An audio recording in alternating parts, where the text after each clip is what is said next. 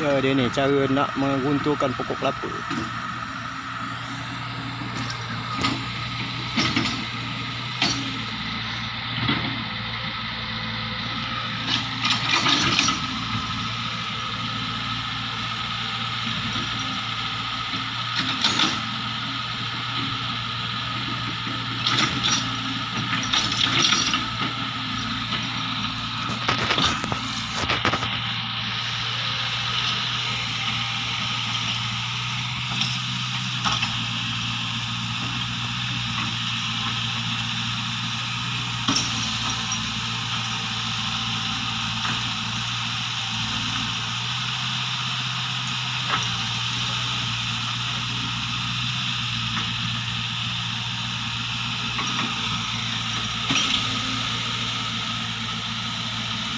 Okey.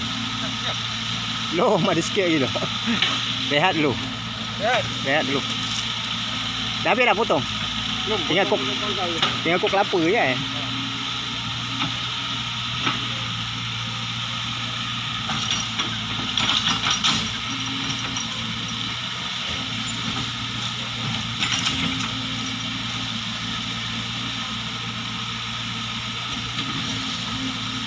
Oh, lihat batang kelapa ni. Oh.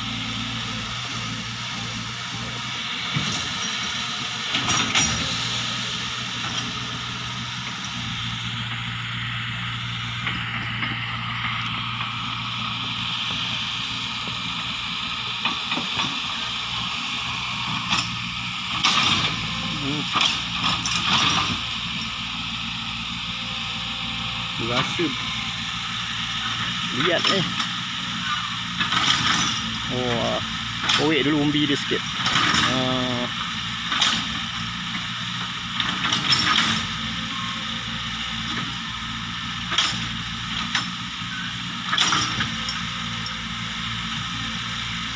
Ini dia cara-cara nak menumbangkan sebatang pokok kelapa. Menggunakan jentera berantai. Tapi agak lihat sikit tadi cubaan yang pertama tak boleh tumbang. Oh, entah. Hampir sikit lagi. Okey, lagi